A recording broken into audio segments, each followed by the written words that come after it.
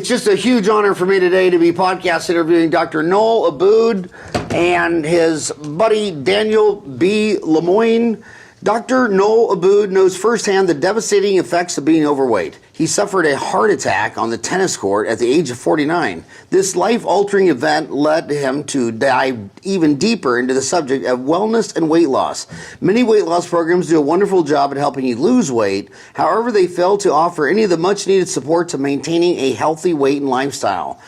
Revitalize has a passion to help you avoid the many frustrations that traditional dieting brings and show you how science and technology can offer long-lasting results with minimal effort. They'll make this last diet program you'll ever need. With him is Daniel LeMoine, who is a clinical director at Revitalize Weight Loss and Wellness. So, first of all, your website is revitalizeweightloss.com.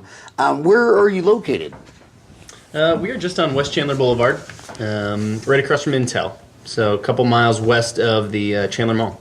Okay, Chandler and Driftwood what? is the immediate crossroads, but right east of Kyrene. So that's kind of Chandler and Kyrene. Yep. Oh, that's not very far. Chandler and Kyrene. How many miles is that from I-10?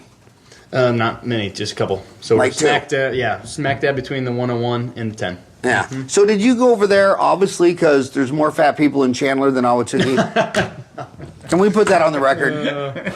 Well, we have another clinic in Cleveland, and as we were kind of looking where in the East Valley we wanted to go, Ahwatukee was actually one of the spots that we looked at closely. Chandler seemed like it maybe was a little bit able to pull from Ahwatukee as well as get some folks from the city. So did you move from Cleveland too? I did. You both moved from Cleveland after the Browns went completely winless for the season? You switched to the Arizona Cardinals? The perfect season. Great. Great. Yeah. But the Cleveland Browns do have the coolest uniform. I give them an A on their uniform. Vintage. Yes. I give them an A on the Rock and Roll Hall of Fame, which I went there last year and I had no idea. It's shaped as a what is it, a phonograph? Yeah.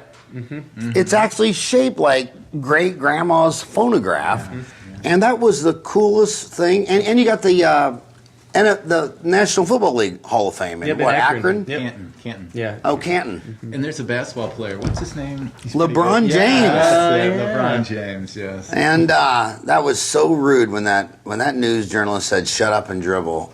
Oh my God! I wished I could have reached through that screen and pulled her out. I mean, because who are the journalists? I mean, they're like a professional. Professional what? I mean, their resume. Almost like podcasters. I know. Just kidding. I know. That's right. It's well, I mean, it's so elitist to think that since they work for a news agency that they're smarter than an NBA player. I mean, LeBron James. But anyway, enough of that. So here's the deal. I want to start with this. Why does the data show in 1950 Americans were so much leaner, and now it's 70 years later? Childhood obesity, adult obesity. Why? What changed in the last half century from 1950 to 2018? Why are we getting so much heavier? I think there's a multitude of reasons. But one of them, just look at the fast food industry and just see how artificial food is coming into our bodies, and look at the size of food. Just the portion of food is just so much bigger than it's ever been before at any fast food restaurant. The big gulps, the Big Macs, the super size, the fries. But it's not just the volume of food, but I think it's the artificial ingredients that are in the foods.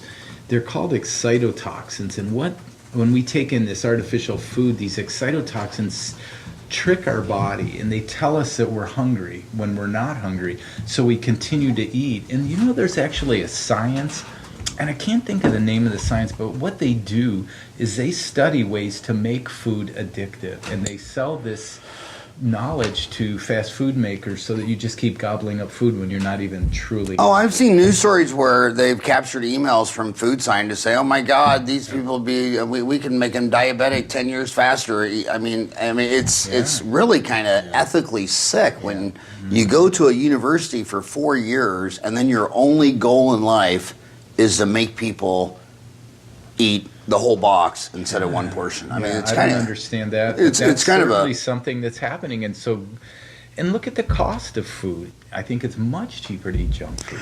Well, when you, I mean, I can't tell you how many times I've been at a Circle K and heard little kids in middle school or high school say, you know, they're looking at a bottle of water and they go, well, the 64-ounce Thirst Buster is cheaper than this. Sure. And that's because the government is still giving billions of dollars of subsidies to the corn farmers to make high fructose corn syrup. So our tax dollars go to the Fed, they pay off the farmers, and at the end, water is more expensive than gasoline and cola. That's just crazy. And I like to think about like those macro kind of like macroeconomics. I didn't do too well in that, but I like to kind of think even and reframe it on like the micro. Like, yes, there are some big things that are happening in these different industries that affect the food choices kind of on at the 30,000 foot view. But at the end of the day, we all have choices as well, which is a good thing and a bad thing, because I think then we oversimplify it and say, oh, well, I should just have more self-discipline. I should go to the gym more. But what we're finding with the use of our technology, it's not always that simple. If there are certain metabolic issues that are at play, it might not be as simple as I should just eat less calories a day and take 10,000 steps.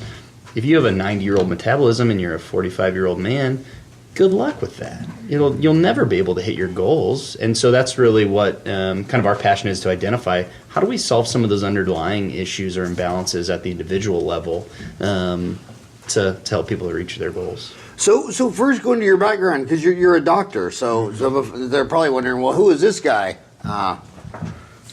Yeah, I've been in practice since 1984, dealing mainly with back pain sufferers. But, you know, what I began to see was that so many people with back pain, it was due to the excessive weight gain, just simple physics. Carrying 40 or 50 more pounds on your frame is going to cause your discs to degenerate and so forth. So once I had the heart attack, I think you mentioned, at age 49, it was quite the eye-opener. And I tried dieting. I tried all the standard things, but my triglyceride levels would not come down. My visceral fat would not come down. It wasn't until I used this technology that we're offering at Revitalize that allowed me within 20 days, believe it or not, I lost 20 pounds. My visceral fat came to normal. My triglyceride levels went from in the high 500s down into the low 100s. And it's amazing. Once we find what your body is deficient in, and we can supply the natural whole food supplements, perhaps it might be for digestion, maybe it's for thyroid, maybe it's for your adrenal glands. But when we fill in what your body's depleted in, your body says, that's what I've been waiting for, and it lets go of fat. And how do you determine that? It's called Biometric Analysis. And Dan, why don't you describe it? Because he works with it every day in the office. Yeah, we use a couple different pieces of technology, biometric and biofeedback technology, to really understand these deficiencies. It's not invasive in any way. We don't need to take blood or anything. That's a common question we get, is like, do needles, blood? No, we're able to really identify foods your body has the highest coherence for, as well as what are some of those deficiencies, or what biomarkers are out of range. More importantly, how do we bring those back into range? And usually the remedy is trace minerals or certain vitamins or phytochemicals or micronutrients that really help bring those. So how do you determine that if you don't take blood? We use a device called a Zytoscan. It utilizes galvanic skin response technology, and it takes about 15-20 minutes for folks to do about 13 different biosurveys. That's going to give us 6 to 10 pages of what are their unique needs. And I think that's one of the things that I'm most passionate about, at least. I can only speak to myself, but is really customizing a plan for an individual. And so, yes, we're going to be coaching everybody, and we're going to be cheerleading and encouraging. But what I like is that the plan is customized to that individual, not only for the purpose of weight loss, but then the purpose of wellness going forward, to maintain that healthy weight and stay on track. This testing's even going to show us what are the specific foods that your body resonates best with. Let's say a husband and wife comes in, maybe for him it might be turkey, maybe for her it's chicken, or vice versa. But that's what we love. Our bodies are designed to digest food differently, and that's really been a help to be able to identify what people's needs are. So what are they going to find if they go to your website, Revitalize Weight Loss, revitalizeweightloss.com? Or Fat Loss Phoenix is probably a quick. Yeah, I saw that on your Twitter account. Your Twitter account is. So maybe we start with what you're not. At Revitalize WL. What's the WL stand for? Oh, weight loss. Revitalize WL for Revitalize Weight Loss. And there, the web link is Fat Loss Phoenix. All goes to the same place. Fat Loss Phoenix is probably just easier to remember. What you won't find there at our website are going to be airbrushed pictures of unrealistic goals. You're not going to find any kind of scammy, spammy, try to get you into a lead gen type thing. It's really just focused on giving you information about this technology and then providing you with our telephone number to give us a call, or you can book online, schedule there. And what's your phone number? 480-435-3557. And you're at 5355 West Chandler Boulevard, Chandler, Arizona. Mm-hmm. So is that on the south side or north side? Right across from the Intel. Oh, okay, okay. Mm-hmm. So how much is a consultation?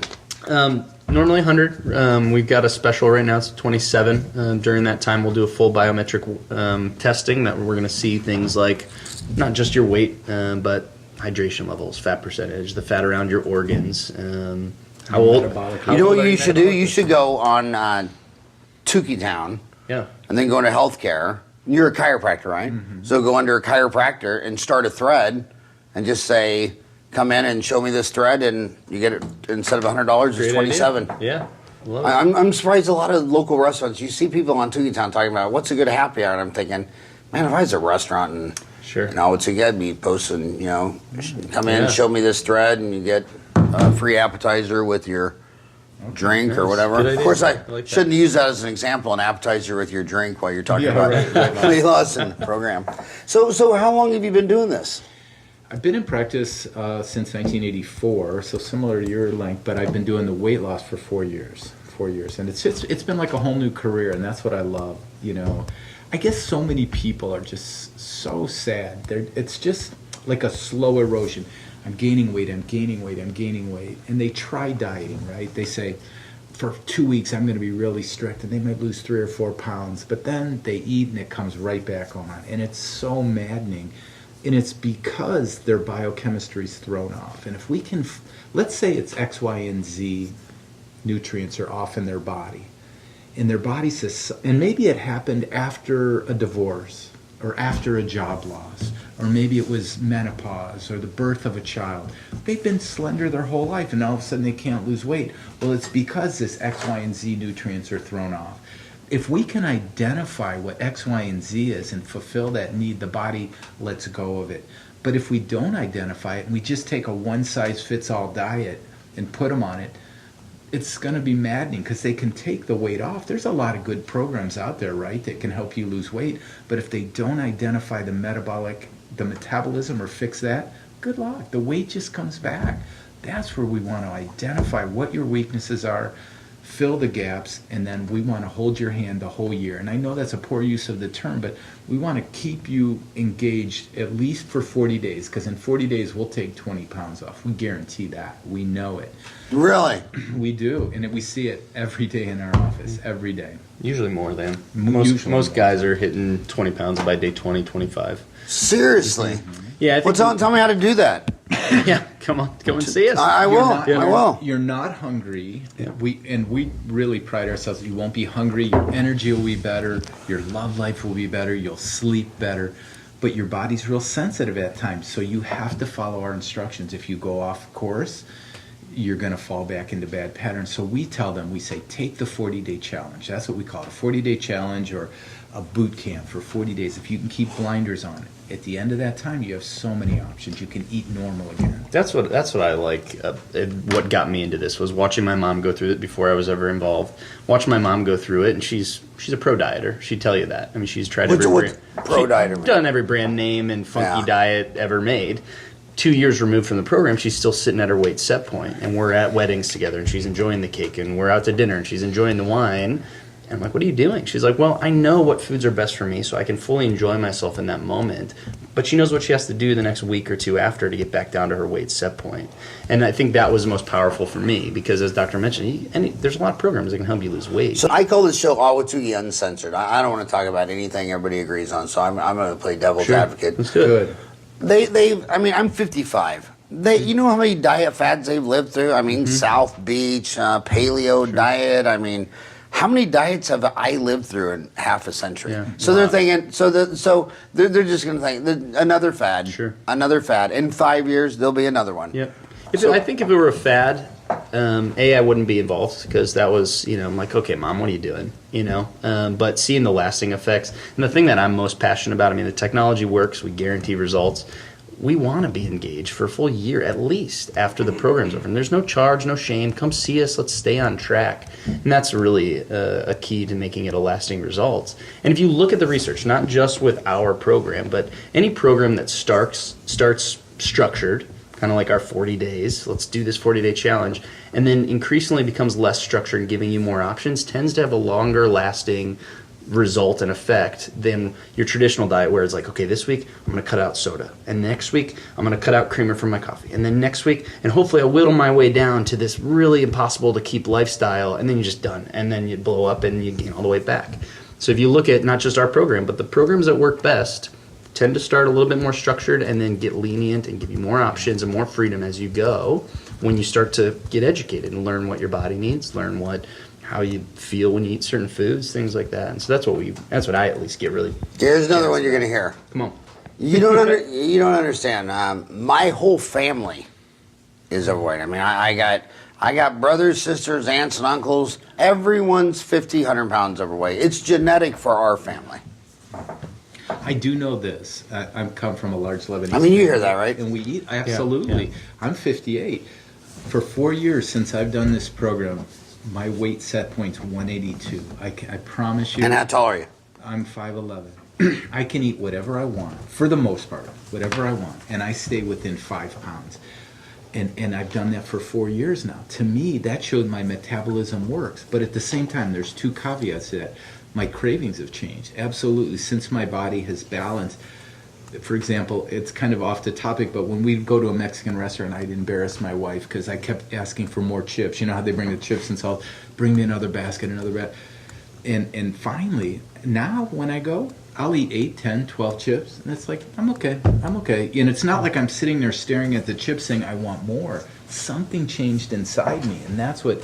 So my metabolism burns the fat. So if I do gain weight, I know how to bring it down because the technology showed me, and we had some trial and error, but we were at identify what are the trigger foods for me specifically, that if I gain 5 or 6 pounds, I know how to bring it down in 3 days. I'll give you an example. If I eat a food called hummus, it's an Arabic food. It's chickpeas. It's delicious. I'll gain a pound or 2, but who cares? But what's ironic is I can eat a huge bowl of this kale. It's a dressing I came up with, this recipe of eating a bunch of kale. I'll lose 1.5 pounds. And that's me, whereas another person will have a whole different thing. But that took trial and error to find, and that's what our coaches are going to work with you on the whole program, is we're going to help you identify that. So when you leave us, you have the tools to bring your weight back down. So what's that restaurant that always has all the hummus platter, the 3 different colors? Pita Jungle. Pita Jungle. Yeah. I love pita jungle. Yeah, that's hummus, right? Yeah, chickpeas. that is. Yeah. It's a chickpea with tahini sauce. Oh and my God, garlic. that's so good. It is. It is. Yeah.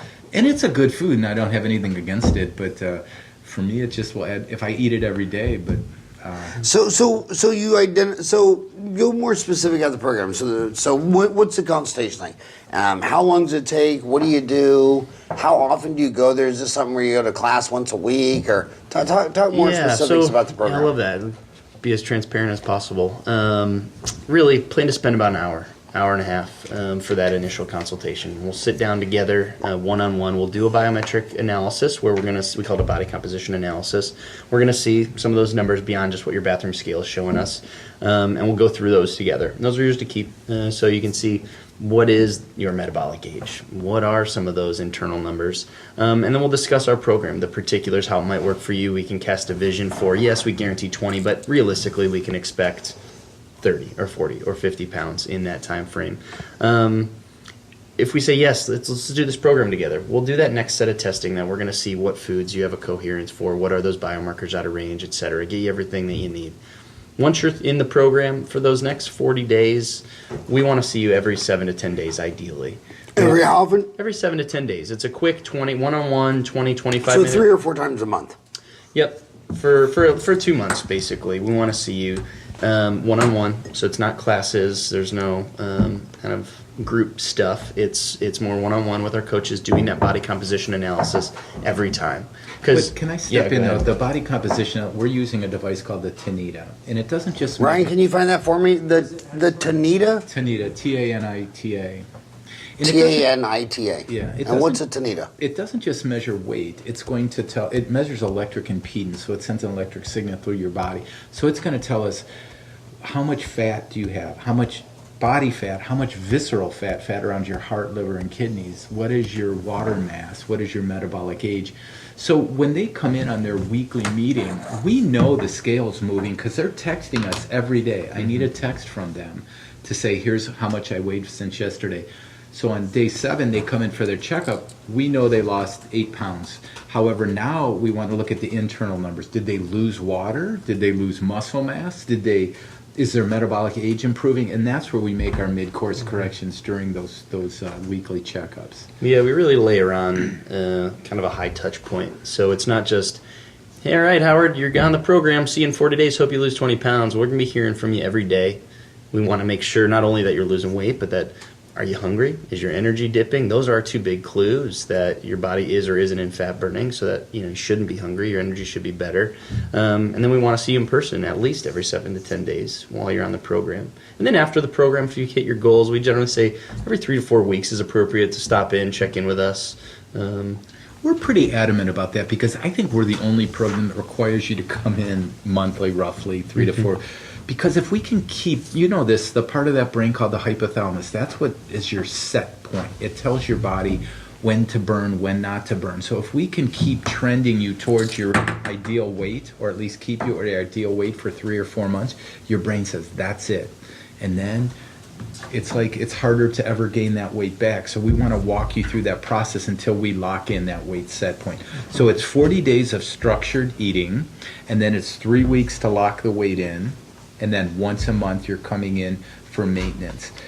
But I want our people to know this because it's so important. The food you're eating is grocery store food. You're going to have fruits, vegetables, proteins every meal. It's not like you're going to eat food out of a box or a bag or a can. We don't inject hormones. We don't give shots. There's no stimulants of any kind. This is a natural, because we feel like if we can balance you holistically or internally, weight loss is secondary. Healthy people, balanced people don't gain weight. It's just a fact. It's if your body's biochemistry is thrown off, you store fat.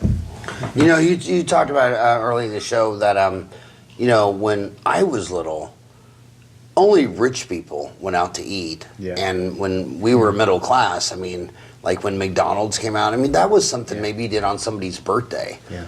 And back when I was born in '62, and in the '60s, your food cost was 30% of your disposable income.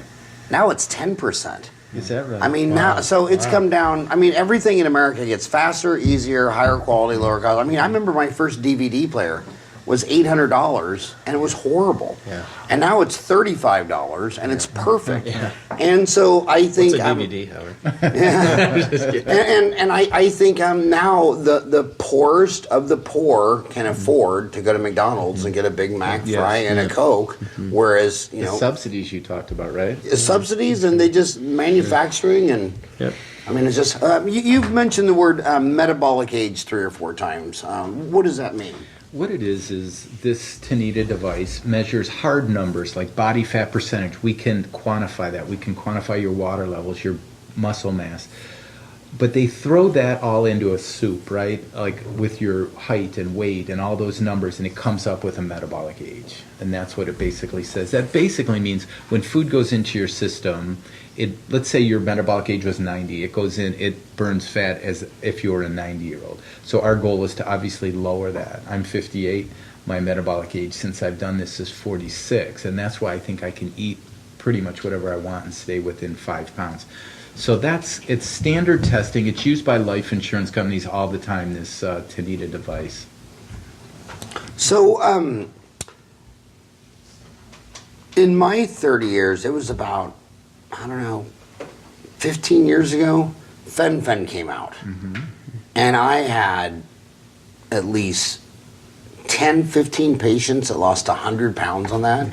And then when the government banned that, I mean, they were sad. They cried. I mean, that was their drug. They ate that every morning, and man, the weight was just gone. I did it. I felt so happy, so good on it. And that's what, and I'm so interested that you said that, because I haven't thought about that in a long time. When I'm on this program, I do a 20-day cleanup program every year, and when I'm on it, and our patients say this, I would say 9 out of 10 patients say, when I'm on this structured plan that's the ideal foods for me, I'm just happy. My energy's better. I have a nice outlook. And why? Because we're balancing you hormonally without adding hormones, but your body can create hormones, and it brings stabilization to your body. And I think Fen did that artificially, whereas I think we're doing it more holistically. Well, you're a chiropractor, and you said you're sending the signal through to find out all this stuff. I'm a dentist, and we also send electricity through people. It was a dentist named Alfred Southwick who invented the electric chair. 1826. That's our claim to fame as dentists. Is that a dentist? Oh, so when we run electricity through you, it's the last time it ever happens. When Doc Noel does it, it's kind of different. Yeah, different story. Isn't that weird? But and how ironic is it? A dentist invented cotton candy. Really? Oh, genius! And it was originally called fairy floss. And fairy floss did it because he's saying the tooth fairy, floss, sugar, and then they called it cotton candy. You know what I think one of That's diabolical. The best advertisers, I think dentists are the best at advertising. But I remember when I was young in school, they made us chew this red stuff, and it would stick on our teeth, and then they'd make us brush our teeth. And that was the way we were able to identify if we brushed properly, if we no longer saw the red. I just thought it was a great advertising campaign. Well, you know, I was just really thinking on dentistry and weight loss is kind of similar. In fact, in the fact that it's a completely preventable disease. I mean, I think people are afraid of cancer, even though heart disease is the #1 killer in the United States, and it kills almost twice as many as die of cancer. I think people look at heart disease and say, well, those guys are smoking and they're fat and they're drinking, and they think it's a bunch of life choices. But cancer, people think it could just hit anybody. I mean, you see 6-year-old kids get cancer. But dentistry is kind of diabolical in the fact that the people who aren't afraid of it or have dental insurance, they just come in every 6 months, they do their thing, they don't need anything. But the people who are afraid of it or don't have money or don't have insurance, they stay away 4 or 5 years. Then they need all the root canals and extractions and all this. And so are you kind of saying that this is obesity is kind of all preventable, kind of like dental decay? I think for a large part it is. And I think about it, I'm just trying to think, we treat the common guy. I mean, we have pro athletes come into our office and all that, but the majority of our patients are regular guys. And I can associate with them because we're telling them for 40 days we want to structure what you eat. But I know when you're out of whack, you can't even watch a football game without feeling like you got to get up 3 or 4 times and eat. And then your hunger gets out of control. And so we just want to take that average guy, just say, where are you at and where do you want to go? And how do you get from here to there? And how can we assist you to get there? And I don't think there's any program anywhere that's going to give you more one-on-one guidance than we would. And that's when you said regular guys, does that guys mean boys and girls? Yes, you're right. Okay. Average person. And I've noticed that word's being guys. I noticed that girls are even saying, come on, guys. Yeah, it is more. Whereas when I was in college, a guy was a man. I just think because we're talking about guys right now, this is guys talking. So what % of your practice is boys versus girls? Our Ohio office is heavier in the male. And this one's We're female. trending. We're about 50-50, maybe 55%. So do you still have the Cleveland office? Yeah. Mm-hmm. So you both go back and forth? I do. Dan completely runs. I don't like the cold. Oh my God. I think today, if you look at the weather, you think today was 27 January 108th. Ridiculous. It's just this is not April weather. I know. I think I'm going to spend more time here. But I do think Cleveland is one of the coolest towns. It's on that. What lake is that on? Lake Erie. Lake Erie, and oh my God, that is one cool town. And what is that bar area? 2nd Avenue The or flats down there is really cool, right on the water. East 4th Street. East 4th. East 4th Street. And you know what East 4th Street does and Bourbon Street does, and going around to cities in Denmark. And you know what they do? They close down the street. So you can walk on it. And Yeah. you go to Yep. the only thing close to that is Mill Avenue, but Mill Avenue is just congested car traffic. And if that was in any major city of London, Paris, France, Cleveland, Bourbon Street, that street would be closed down. They'd brick it off. There'd be patios and gazebos, and it'd be 10 times nicer. And I don't know that why. East Fourth is blocked off for about an eighth of a mile, and it's the center of the city, the hub. Hey, we're going to a Cavs game. We're going to let's meet there. You know, it's really so nice, and I can't believe either. I don't know if the people of Tempe just haven't been to these other cities, but I mean, it's such an obvious no-brainer that Mill Avenue needs to just be, even if it was just for that 2-block area, like you say, or eighth of a mile. How many blocks? Eighth of a mile. 4? No, it's more like 4 or 5. Or 3 blocks or 4? I'm thinking 4 is pretty much in my mind what that is. Oh, yeah. It just changes the whole flavor of that thing. It's 8 blocks per mile. Yeah, 8 blocks per mile? Okay. Okay, so it'd be 2. 2 blocks. You said it's half boys, half girls. Is there a certain age range? Is it mostly? Longest we don't want to work with them until they've reached puberty. After puberty, and then we work with them all the way until the 80s. We have patients in their 80s, believe it or not. But our main patients are probably 30 to 60, probably our majority of patients. Okay, so I want to compare your program to other programs. I've been a dentist for 30 years, so I'm here a lot. Weight Watchers. What would you say to someone who's tried Weight Watchers?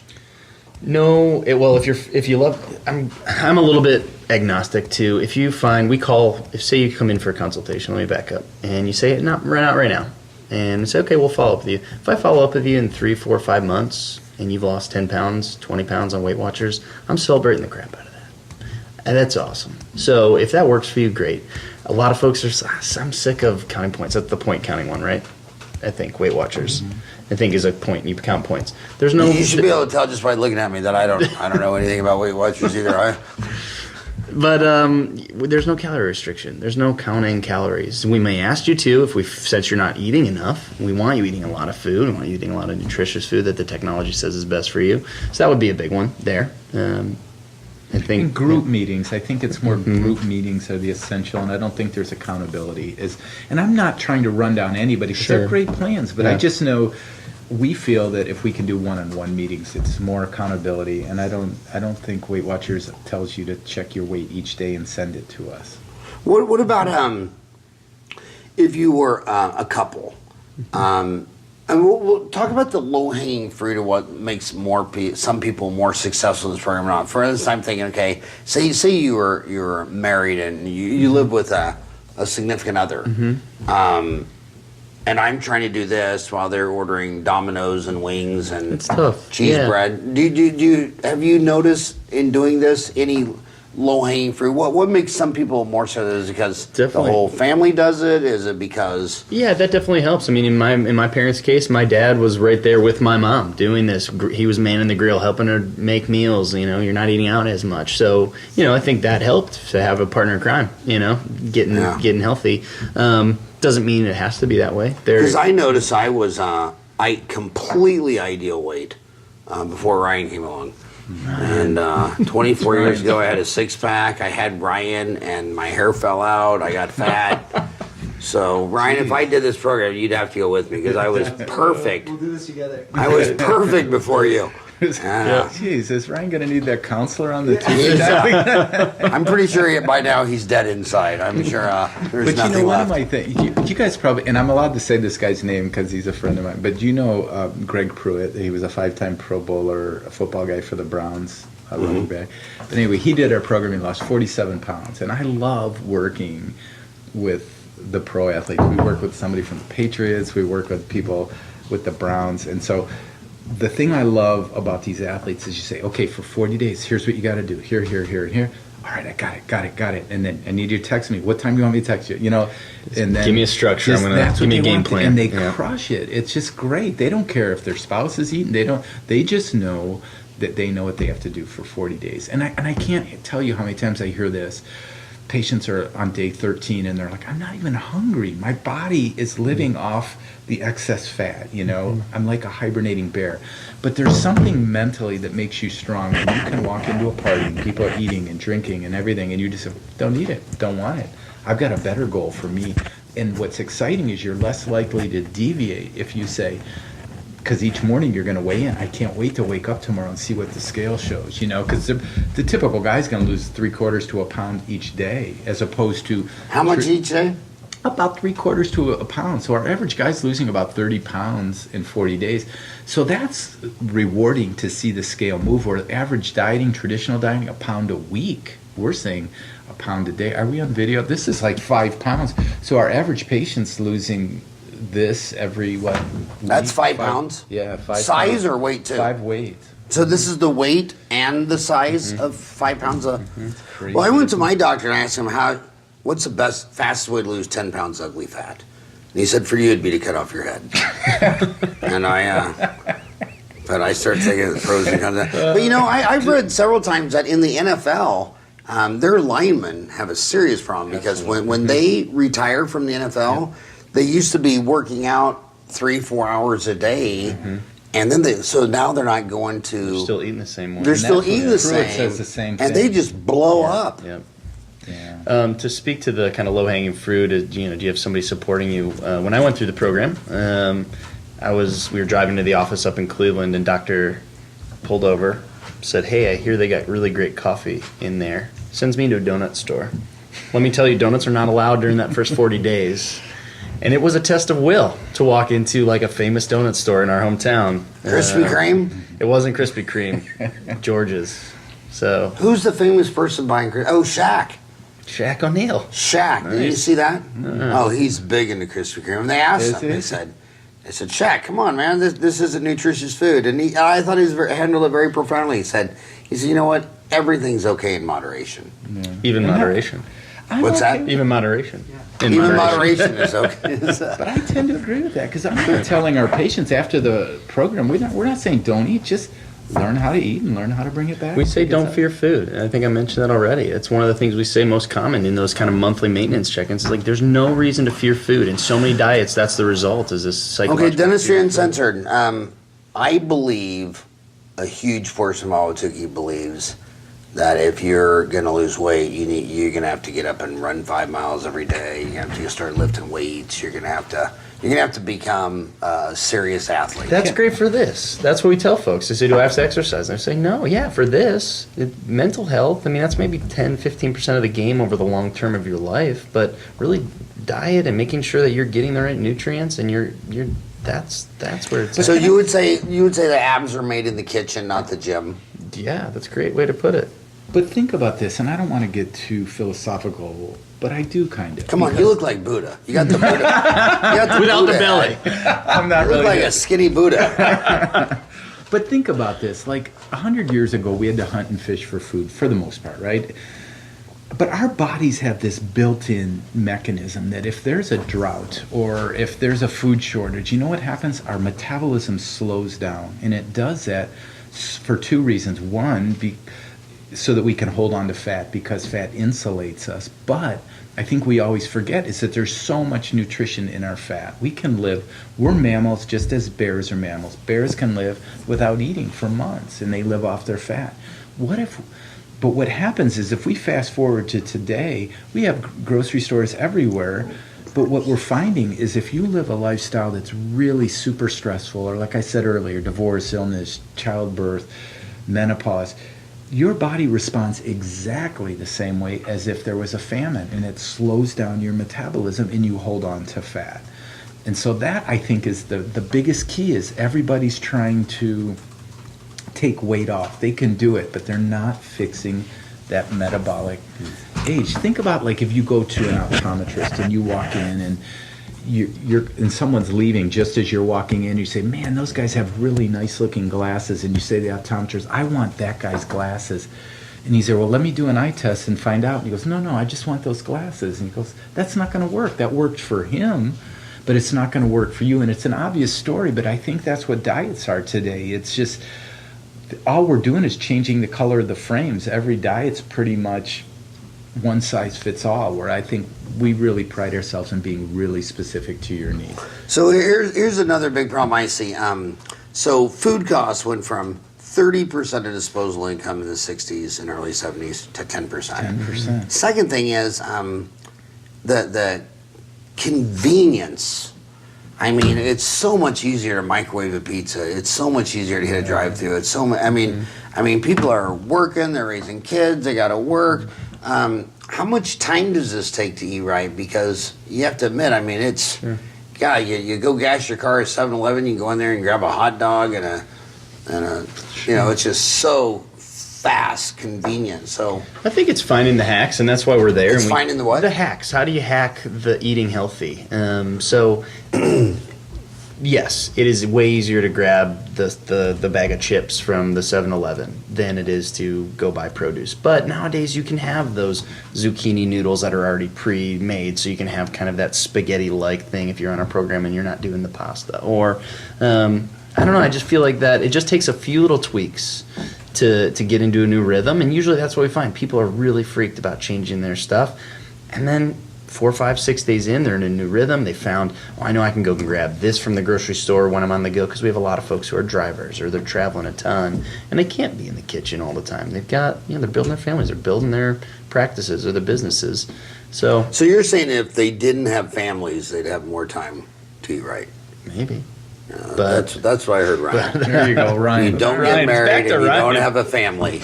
You'll have more time to be right. Well, people hate, in my life, the only people I've seen that ever love change are little babies with dirty diapers.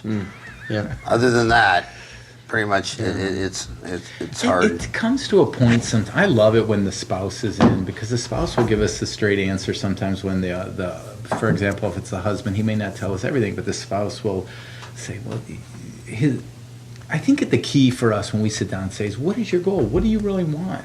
And I want to hear it. And we oftentimes say, we're not the people for you. But if you want to go from where you are to where you want to go, something has to change. Everybody agrees with that. How can we make it as comfortable as we can? And I just think if you're not hungry on the program and you're feeling good on the program, it's not that hard. It's not that hard. So, they go to Revitalize Weightloss.com, or they go to your Twitter, Fat Loss Phoenix, FLP, FatLossPhoenix.com, and then they'll call you, and the what's regularly $100, they how do they get it for $27? Right now that's the special. So for anybody who calls right now, it's $27. And then the first consultation is about an hour and a half, and they should come in probably 3 or 4 times a month, every 7 to 10 days. Ideally, yep. Yeah. We have done remote programs with folks, but that's the ideal. And this is a doctor supervised personal attention by the doctor. So what other things have you noticed in the last 4 years that makes some people be more successful in this program than others? I know some people. I've had a lot of patients over the years. Some went to what I call extreme, which is the surgeries. In fact, I got to tell you a story about it. There's an orthodontist right now, and he's in. Where's that orthodontist, Ryan, that's wiring everybody's jaw shut? Oregon. So this orthodontist said, you know what I'm going to do? I'm going to just put 3 brackets, canines, the 2 premolars behind it, upper and lower, and just wire their jaw shut. And he's had massive success. And then all the dental media and all the other dentists are like, dude, are you crazy and out of your mind? And this is out of your scope. And why is an orthodontist wiring? And he's like, do you realize that people are going in for bariatric surgery and having their stomach stapled and clipped? He goes, I can undo mine. Yeah. And then he said, this is the tip of the iceberg compared to what people are going through. And I've noticed, I shouldn't say this and get in trouble for it, but it is Ahwatukee Uncensored. Almost everybody I know in Ahwatukee that had the gastric bypass surgery or the surgery, they immediately first year lost like 100 pounds. But then slowly, surely, 2, 3, 4 years later, every one of my patients that did it is back to. You see a lot of them. pre-surgery weight. Do you we see see that? a lot of those patients come to us, and again, I go back to that same thing. The metabolism was not fixed. The metabolism was still sluggish. So when food comes in, the body just holds on to it. One of my patients said to me, she says, "Well, I used to eat, big meals, but after the stomach surgery, I can only eat a portion." So she says, "So what I do is I just eat all day." Yeah. And she's back to her. So frustrating. I think that's one of the most demoralizing things is when you gain the weight back. It's one thing to lose it. It's exciting. But when you gain it back and then you gain back even more, it's just devastating to people. And this affects your life. I mean, it affects how you relate to your spouse, how much energy you have. I mean, face it. I'm reading a really interesting book. It's called Younger Next Year, and it's geared towards men in their 50s, 60s, and 70s as to how to get healthier as you age. And he made a statement. He says, chances are we're probably going to live into our 80s, 85, 90.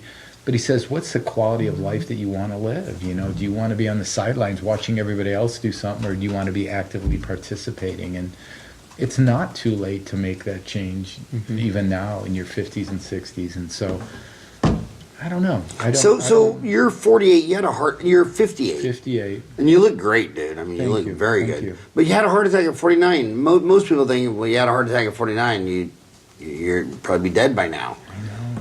So why do you think you had a heart attack at 48, and why are you still alive now? Triglycerides levels, and you were talking about genetics, and I'm from one of 7 children, and 6 of us have high triglycerides, really high. And mine were. So the other one was adopted. Maybe. Yeah, I you need always to have a wondered long talk about. with your parents. It's my sister. Looks like there's more to this story. She's with better this girl. looking than all of us. But the thing, my triglycerides are high. The fat around my heart, liver, and kidney, something we can test with this testing. And I did everything. I'm telling you, I was in my, building a practice. I did it. I started running. I ran half marathons. I became a vegetarian. I did all these cool things, but nothing changed me. And until I did this program. This is a. So how did you do the program first? Did you go to someone else for this in Cleveland? I did. There was a guy in Pittsburgh that kind of put some of these technologies together, and then a guy in Chicago that's doing it, which was what we're modeling our office after now. But it saved my life. So it's very emotional for me to put people on this program because it changed me. I heart attack at 49. It's just unheard of. So tell us about the heart attack. You said you were playing tennis. You were playing tennis, and then what happened? You just playing felt tennis, and what I was said the symptom? I was holding my heart. I was playing doubles, and my partner said, "Hey, what's wrong, man? What do you do?" I said, "It just feels weird. It feels crazy." On my way home, I call a friend of mine that I golf with. He's a general practitioner, and I told him my symptoms. He says, "You come in right away." And I said, No, I'm busy at the office. I'll come in tomorrow. He goes, "No, turn the car around, come in." I come in, and we're joking and laughing, and then he puts the EKG on. He goes, "Oh my God." He goes, "We got to get you to the emergency room right away." And I said, and we have a very. Did you have to have a bypass or stents? No, stents. They were able to get it. They said it was 90-some% blocked, and so. Just think about. I'm being wheeled into the.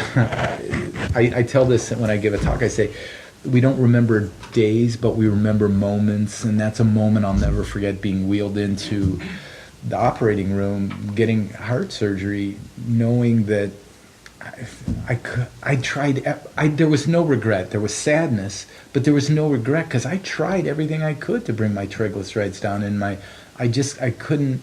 I was 27, 28 pounds overweight, but I don't know, a lot of guys were. I don't think that was the issue. I think it was more the visceral fat around my heart. See, I've never had an EKG because if you take my shirt off right above my heart, I have a tattoo that says "Do not resuscitate," and they just stop. It was after my 4th kid, I got the tattoo. I said, after 4 boys, do not resuscitate. So they always say everybody has 20 excuses. They always say in exercising, the hardest step is just the first step out the door. Yeah. So they're listening to you right now. Most of these people are or listen to iTunes. I always recommend iTunes because I have a face for iTunes, not YouTube. And so they're listening to you, and they're just like, I mean, the hardest thing is just the first step. What advice would you give them to say, dude, it's $27. You can't even eat a Macayos for $27. I mean, what is a margarita down there? 12. Yeah. What advice would you give them to just make that first step and go down there? It's scary. I get it to take that step. Whether that's I've never been into a weight loss clinic. I don't know what to expect. What I can promise you this is you're not going to be badgered. This isn't a timeshare. This is just really a time for us to find out more about you. What are some of those internal numbers for you to find out more about yourself? Find out more about our program. And we say we're going to sit knee to knee and just decide together if it's a good fit. There are folks who say, I want to do this. And we say, I don't think it's going to be a good fit. So you're not going to be in this high pressure type sales type situation. And so I don't know if that diffuses a little bit of that hesitancy. But at some point, I think we all have to weigh the cost of what is it costing you not to take that step, whether that's with us or somebody else. What is it costing you from the quality of life or from an actual, life and death, and from your relationship with your spouse? It's so emotional. I know people over the last half century that when they talk about their weight problem, they start to cry. Sure. I mean, it's very, very emotional. Yep. So I want to go over some more Ahwatukee Uncensored. Other competitive arenas. Some people are saying, you know what you need to do? You need to come in and get on a regular hormone shots. Like you're a boy and they're giving you. So there's places in Ahwatukee that are giving you testosterone, human growth hormone. So what do you think about they call it total hormone replacement? It's not in my purview. It's not in my specialty. I personally, I would never do it. But if it's working for people, God bless them. But I keep going back to if we can heal you metabolically and internally, weight loss is secondary. And our first step is to heal you internally. Okay, here's another one. I play the lottery, and when I win the lottery, I'm going to go get liposuction, and because it'll suck out the fat cells, and the fat cells are gone. Once you suck them all out, I can't be fat anymore. Yeah, I mean, I had this conversation with a close loved one. They said if I could pay you $10,000 and be 100 pounds lighter, it would be a miracle. This was before I was involved with Revitalize, and now that I am, they're still not doing the program because they don't want to give up Coca-Cola, which would be the key to those 40 days. Would be one of the things they would probably have to forego for a while. But so it's like, yes, when I've got that money, I'll pay that for that quick fix for that thing. But kind of as you mentioned with a lot of the folks with lap bands or the staples, it's a quick fix. Do you see the atmosphere changing? When I was 10, so I'd have been 72. If I went over to any of my friend's house, mom, dad, there were ashtrays everywhere. Mm-hmm. I grew up in Wichita, Kansas. I mean, smoking was the norm. Yeah. I mean, your doctor would smoke during a consultation. Oh my Yeah, God! isn't that When I crazy? first moved to Ahwatukee, I was 24. It was 1987 when I opened up my practice, and the most fun dentist to sit by at the dental study clubs was this 80-year-old guy in Scottsdale, and he wore his wig, this curly wig, and you would go to his office, and you remember that customer where we used to rinse and spit in a bowl?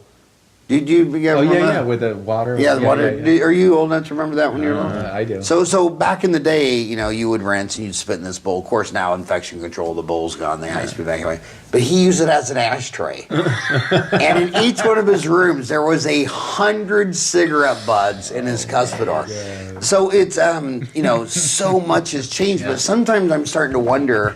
First there was a little pressure on the tobacco companies, and then the pressure built and built and built, and then it got crazy and lawsuits and all that stuff. I see the growth rate of not just obesity, but type 2 diabetes. They're most likely to have, if someone gets an amputation, I mean, just statistically, it was from type 2 diabetes. It's going up and up, and it seems like these companies, they don't even care. I mean, they just keep making the portions bigger, the drinks bigger. Do you think where it came from with the cigarettes? It's never Congress or Senate. I mean, those guys can get anything. It's always some hard ass attorney general from a state, making a name for himself. That's how the Microsoft lawsuit started going. That's how. Do you think someday an attorney general is just going to go gangster on Coke or? We've seen that in New York, where it's like we're limiting the jumbo. It's like, hey, no, you can't buy that big of a pop, and people are up in arms about it. And I think the next frontier will probably be gun control. That'll be the next grassroots thing. The pressure that the general public and certain companies are now putting on that, and I know that's not what we're talking about here, but I think before we see the weight loss, but you might have to get to more epic proportions before, kind of on that mass scale, somebody says something has to change. But I think America's an interesting country because I was mayor, Bloomberg, who said, let's just limit the size of these big thirst busters. And you would have thought he was coming in your house and taking your refrigerator. I couldn't believe it. It's like, how could you get that upset? Guns, I don't think. I mean, it'd be a different America if you could ever have gun control. Yeah. I mean, gosh, I'm from Kansas. The boy's grandma, she has automatic weapons. Oh gosh. And they're in their 80s on a farm. Yeah. I mean, how many weapons, Ryan, do you think your grandma has? She probably doesn't even know. I mean, they're just everywhere. I mean, it's such a lifestyle thing. Crazy. But they're not going into Walmarts and shooting people up either, I don't think. Is she? Yeah. No. Is she? No. Yeah. This has been so fun. I can't believe we already did an hour. Was there any questions that I wasn't smart enough to ask, or are you hearing? You do this full time. I don't. Anything I should have asked, or any motivational advice you could give him? He's sitting home. I think maybe, Doctor, you can follow up with this, but this might be a little bit unconventional of what you might expect. But I think for all the listeners, regardless of whether you might be a good candidate for our program, is I think just having like a level of empathy, a renewed level of empathy for folks who struggle with their weight. Because it isn't always as simple as work out more, eat less, stop being lazy. I think that there are some folks who are trying really hard, and it's really hard. And they can't figure it out, and I think I hear it. People are like, people don't make eye contact with me because I'm overweight, and I'm not treated the same way as that skinny girl in front of me at Starbucks. And so I think just having that renewed level. It is sad because back to heart disease kills far more than cancer. But man, you get cancer and it's pink ribbons and 5Ks and all that. Sure. But you get mental health. Yeah. Go tell someone you're bipolar or suffering from depression. It's like, oh my God. Yeah. And they run in their room. They see someone overweight. They just saying fat, dumb, and lazy. Remember that Chris Farley show was, what was the name of that show where Chris Farley said, does this suit make me look fat? And he said, Tommy Boy. Tommy Boy. And they said, no, your face makes you look fat. Even comedians, Seinfeld the other day says, he was giving advice to comedians. Says, "Yeah, be fat because you're more likable if you look too perfect." But there's a lot of fat. But those are funny, and they are. But there's people that are suffering, man. They're really suffering, and like Dan said, they're doing all the right stuff. They're trying. They just need guidance, and that's what we want to do. Our staff is so awesome. I just love walking in, and we have 3 separate tables where they do their private consults each week. Their checkups. They're 20 minutes. And I get the opportunity to walk around and listen in, and I look at their numbers, and I watch how they're doing. And a woman might have come in big muumuu dresses, and now she's wearing makeup, and she's wearing more form-fitting clothes, and she's standing straighter. Or one of our staff members is hugging and crying with a patient saying, this was the first time I've been able to fit into this since my wedding days. Those are the kind of things we see on a daily basis. And to me, you know how it is being in a professional. It's lucrative to be a doctor, but nothing gets old. Like, it never gets old hearing the success stories of your patients. Okay, now I'm dying to know what the hell a muumuu dress is. I have not. I've never heard of Ryan, a muumuu please. dress. I do. I know. I made a half a century without here. Oh, it's Simpsons. Yeah. Like Maude wears a muumuu dress. I'll Maude. send you a picture of a muumuu dress. I don't even know what Maude is. You know Maude, that show, the Maude? Golden Girls. Maude, No. the Golden. Come on, man. I'm just not a big TV person. Never have been. But well, hey, I know you guys are really, really busy, and I know it's really tough to break away for an hour. But we're really, really glad that you guys came by. I hope you start a thread on this. I know it's emotional. I know it's a lot of people suffer from this. I mean, it hurts their self-esteem, it hurts their karma, it hurts their energy. It's a really debilitating day. And you know what? And I'm a dentist, so I should not say what I'm about to say. I because it's not my expertise. But you know, a lot of the depression that of the people I know personally that suffer from depression, it's like, okay, well, you wake up to coffee and cigarettes. And then you eat lunch at Taco Bell. And then after work you go to happy hour. You drink beer and fried cheese balls. And then before you go to bed you say, well, I have depression, so I'm going to take a little pill. And I'm like, I mean, I don't know. That's not my expertise, but it seems like that little pill is going to be really hard to erase 100 bad decisions. Maybe if you woke up and to not coffee and cigarettes, but maybe if you had some nutrition, maybe your brain would like that. Have you heard of Keystone habits? It's just Keystone like habits. Yeah, it's just like different habits. I've in your heard of life. Keystone beer. I Keystone think that's beer, what you're talking different about. thing. Reminds me of high school, college. I mean, but just this idea you've heard of maybe making your bed in the morning can have these ripple effects into other areas of your life. We find that folks who are like, man, I finally figured out what I can do to get this under control, and I'm squared away in my kind of health and diet.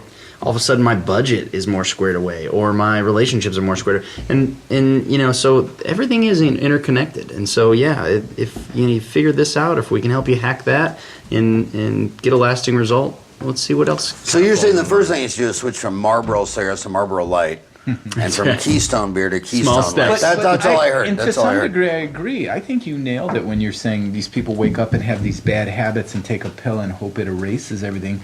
But I think for the average person saying, well, I can never get from A to Z, and that's what I'm saying.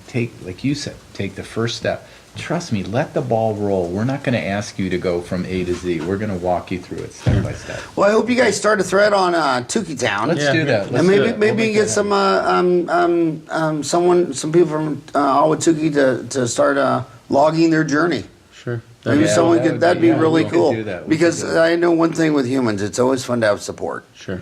It's always fun to have a support group. I don't care if you're in a quilting club or a weight loss club, but that would be really cool if maybe one of you will do that. You go there and share your journey and motivate someone else to do it. Get your quilting club to do it, Dan.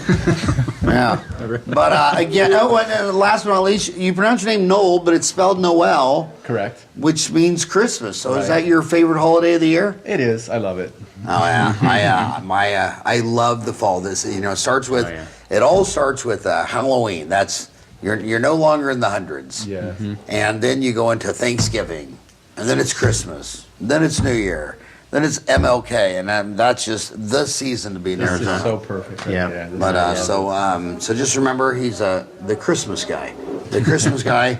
Noel Abood, Dan LeMoine, thank you so much for coming on the show today and talking to my homies. Thanks so much. It was really fun. Thanks, homies.